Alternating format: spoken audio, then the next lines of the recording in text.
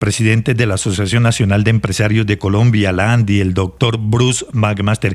Presidente, ¿qué tal? Buenos días. Buenos días, Lucho. Buenos días a todos los oyentes de Caracol en este momento. Bueno, presidente, ¿hay algo para celebrar hoy 1 de mayo, Día Internacional del Trabajo? Bueno, sí, el Día Internacional del Trabajo lo hemos históricamente en nuestro país utilizado y aprovechado, digamos, para celebrar justamente eso, celebrar la vida de los trabajadores, celebrar la capacidad de los trabajadores de aportarle al país, celebrar el trabajo con las empresas. Pedir cosas como, por ejemplo, que haya cada vez más trabajo formal, que haya cada vez más trabajo que le produzca prosperidad a los trabajadores colombianos. Usualmente también es un día en el cual se solicitan cosas y se piden cosas. Entonces, por ejemplo, a mí me parece importantísimo en este momento pedir mecanismos que permitan aumentar la formalidad en nuestro país, mecanismos que permitan darle mejores condiciones a los trabajadores que están en la formalidad. Seguramente ya oímos, digamos, en el recorrido que ustedes hicieron a nivel nacional, además como todas las causas que se han venido expresando, como que son el motivo de los encuentros y de las manifestaciones del día de hoy.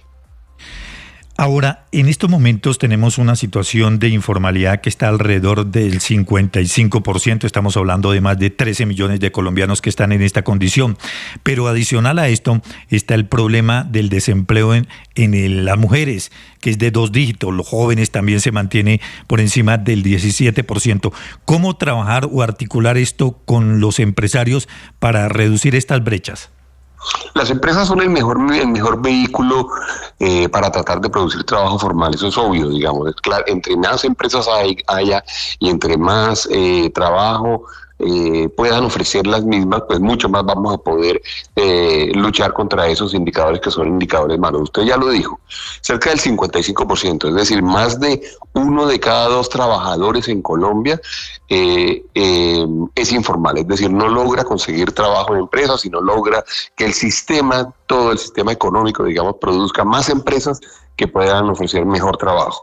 Ahí se ven especialmente afectados algunos grupos poblacionales, especialmente las mujeres tienen, digamos, un indicador mucho más alto que el de los hombres, pero también los jóvenes, digamos, están en este momento, digamos, como expectantes y muy, de alguna forma, con gran necesidad de poder tener nuevas oportunidades. Por eso, nosotros le hemos propuesto al gobierno nacional permanentemente que conjuntamente trabajemos en poder ofrecerle más oportunidades a los empresarios colombianos, a los emprendedores, a las pymes, para que puedan crear empresa, para que puedan crear trabajo.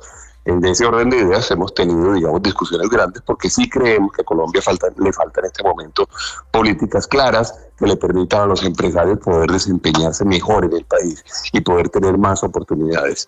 Yo sí creo que tenemos que trabajar conjuntamente. Es un llamado también al gobierno nacional para que no se olvide de ese grupo poblacional tan grande. Hay un dato muy interesante y muy doloroso también. De esos 13 millones de personas, cerca de 11 millones de personas ni siquiera ganan el salario mínimo. Y esas personas también son familias que hoy en día están teniendo una afectación importantísima por efecto de la inflación. Los mayores precios, el mayor costo de vida afecta muchísimo por supuesto, a las personas que están por debajo del salario mínimo, que son las personas más vulnerables dentro de todo el grupo poblacional colombiano de trabajadores. Estamos con Bruce McMaster, presidente de la ANDI. Presidente, le cambio de tema. ¿Y usted cómo analiza la situación y el tema de los aranceles con Ecuador, especialmente estos del 75% que comienzan a partir de hoy? Yo creo que es una situación tremendamente torpe la que se ha generado y es sin duda alguna algo que lo pueden solucionar los presidentes de los 2 países. Está en manos de ellos 2 solucionar sus diferencias. No es justo, no es razonable tampoco que por diferencias políticas entre 2 personas, entre 2 líderes, estoy hablando del presidente Petro y estoy hablando del presidente Noboa, entre ellos se presenten diferencias que conduzcan a que toda la economía colombiana termine pagando por cuenta de sus diferencias, termine pagando mayores aranceles. Pagar mayores aranceles, cuando hablamos de los niveles de los cuales estamos hablando ahorita, 75% o 100%, no significa simplemente que las cosas sean más caras. Significa que no vamos a ser capaces de vender. Cualquier producto que duplica su precio o que duplica su costo en un momento dado, es un producto que simplemente no se vende. Colombia tiene una gran industria, por ejemplo, en la zona del Valle del Cauca, en la zona del Cauca, Santander de Quilichao, que ha sido diseñada y que trabaja para poder venderle a Ecuador. Si tenemos esos aranceles, no los podremos pagar. Muchos colombianos no sabemos a qué se deben las diferencias o cuáles son las diferencias entre los dos presidentes, pero son diferencias sobre todo políticas. Yo sí les digo a ellos que actúen con mucha más responsabilidad, que actúen con mucha más madurez, que piensen en el pueblo colombiano, que piensen en los trabajadores colombianos y en los empresarios colombianos, y que dejen esas discusiones tan personalistas y tan personales, y que por favor le permitan a quienes están trabajando todos los días poder vender sus productos en las dos economías. A propósito de este tema de los aranceles que está afectando a empresas del Valle, de Nariño, ¿ya se tiene algún reporte de negocios, de empresas que hayan tenido que cerrar por cuenta de esta situación que vive Colombia y Ecuador por la guerra entre sus presidentes? Pues no cerrar, yo no tengo información de empresas que hayan cerrado, pero sí tengo información que han dejado de vender el 50% de sus productos. Y una empresa que reduzca el 50%, bueno, el 50% de sus exportaciones hacia un mercado que es un mercado natural, pues indefectiblemente va a terminar produciendo pérdida de empleos. Si se produce pérdida de empleos por causa, digamos, de las diferencias políticas entre dos personas, que son líderes, que son importantes, por supuesto, pero que producen, digamos, unos efectos gigantescos sobre las familias colombianas, yo diría que lo mínimo que hay que hacer es reclamarles y decirles, señores, ustedes no pueden seguir en una pelea relativamente tonta, definitivamente muy egoísta, en donde nosotros sí les pedimos que ustedes sean conscientes del efecto que están produciendo sobre las familias colombianas. Presidente, continuando con el suroccidente del país, la situación de orden público, vía Panamericana, Cauca, Valle, pero también hay unas complicaciones en materia de alteración del orden público en Antioquia. Los empresarios colombianos, ¿cómo ven esta situación y qué efecto podría tener esto que está pasando en materia de orden público en la economía? La seguridad es un derecho que tenemos todos los ciudadanos tenemos derecho a poder movilizarnos por el país, a vivir tranquilos, a no tener miedo, y el Estado es quien garantiza ese derecho. El Estado es realmente quien tiene, digamos, la responsabilidad grande de poder ofrecerle seguridad a los ciudadanos. Claro que cuando se presenta un acto terrorista tenemos que, sin duda alguna, indicar y procesar y ojalá condenar a quienes producen, a quienes hacen o cometen el acto terrorista. Pero el Estado tiene la responsabilidad de defender a los ciudadanos. Al Estado hay que pedirle que no se olvide de los territorios. Al Estado hay que pedirle que no se olvide de los pequeños, de los pueblos, de las familias, de los pequeños poblados, de las carreteras. Lo que hemos visto y lo que ha visto en este momento la ciudadanía y por supuesto el sector transporte y las personas que se mueven por las carreteras y los que están en los poblados más lejanos, es que el Estado ha perdido presencia, el Estado como que se ha olvidado de una parte importante de la población y el Estado ha dejado, sin duda alguna, de ofrecerle protección a las familias colombianas. Yo creo que con el Estado hay que ser muy exigente y hay que pedirle que cumpla esa función, porque no es solamente la vida de las personas, sino incluso su tranquilidad, es la capacidad de poder desarrollar muchísimas actividades, y en el caso del sector empresarial es la capacidad de poder operar y poder ofrecerle oportunidades de trabajo a los colombianos. En el caso específico del suroccidente colombiano, en el caso de Antioquia que ustedes mencionan, norte de Santander, hemos tenido problemas gravísimos, problemas que han afectado sin duda alguna la capacidad operativa de los trabajadores colombianos y de las empresas colombianas, y al Estado hay que pedirle que por favor no abandone a la ciudadanía colombiana. Presidente, ya en otros temas con respecto de la salud, sabemos pues que no es un secreto las incertidumbres que se han llevado con respecto en este sector, y por eso queremos preguntarle qué impacto tendría esta incertidumbre en el sistema de salud, específicamente en las empresas y en los trabajadores, específicamente en este sector. Sí, para nadie es un secreto que Colombia ha tenido un sistema de salud que ha venido a lo largo del tiempo, ha venido mejorando su cobertura, ha venido mejorando el número de colombianos, trabajadores y empresas que cubre, y también no es un secreto que cuando llegó este gobierno pues en el año 2022 tomó la decisión de intervenirlo en una muy buena parte y de modificar algunas de las reglas de su funcionamiento. Eso ha producido un gran caos. El caos en qué se refleja en que efectivamente para las personas es muy complejo conseguir citas hoy en día, es más complejo conseguir autorizaciones, es más complejo conseguir medicamentos. Tenemos una gran cantidad de profesionales de la salud y de empresas del sector salud que tienen dificultad para operar y una inmensa incertidumbre.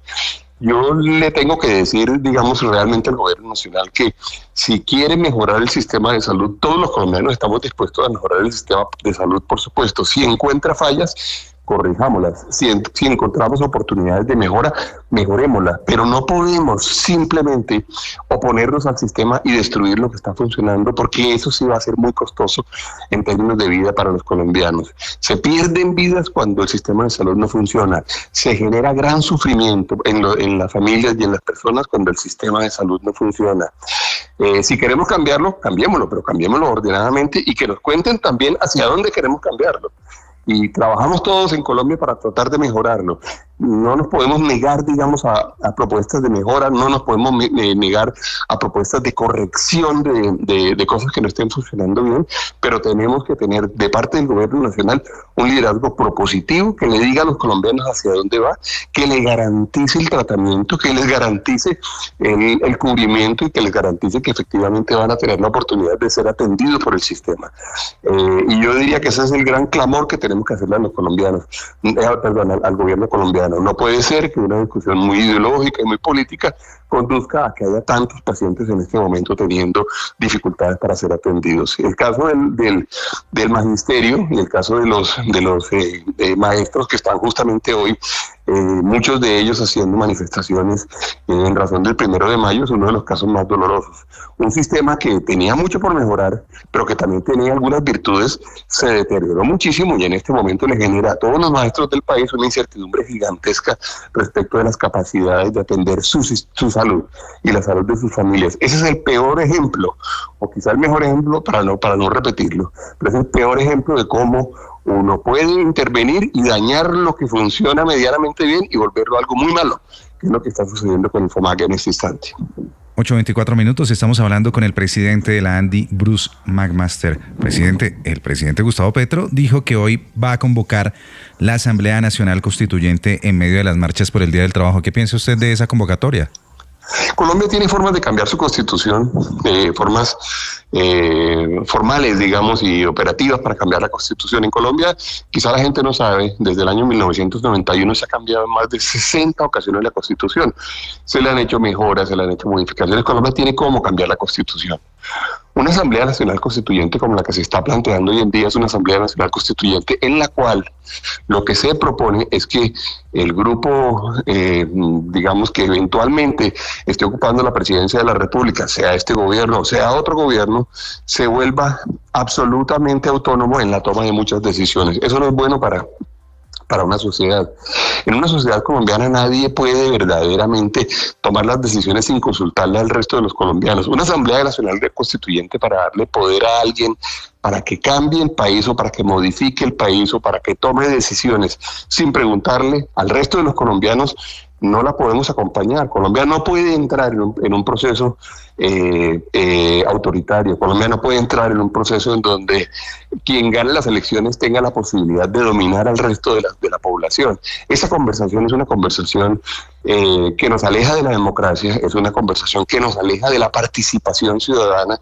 Yo, por el contrario, tendría que decir que Colombia tiene una constitución que fue concebida en el año 1991, que se considera muy participativa, que se considera inclusive a nivel mundial progresista en el sentido de que pone a la gente a participar e incluye una gran cantidad de poblaciones. En este momento lo queremos cambiar y lo queremos cambiar ¿por qué? ¿Por un sistema más autoritario? Yo creería que eso no es lo que quieren los colombianos. Los colombianos queremos más democracia, queremos más participación, queremos más límites también para la gente que tiene más poder. Quien tiene más poder no puede terminar dominando al resto de los colombianos y eso es lo que de alguna forma propone la constituyente que está siendo en este momento propiciada. Pues doctor Bruce, muchísimas gracias, muy gentil como siempre. Enrique, muchas gracias a ustedes y un saludo a Caracol y a los trabajadores colombianos hoy el día 1 de mayo.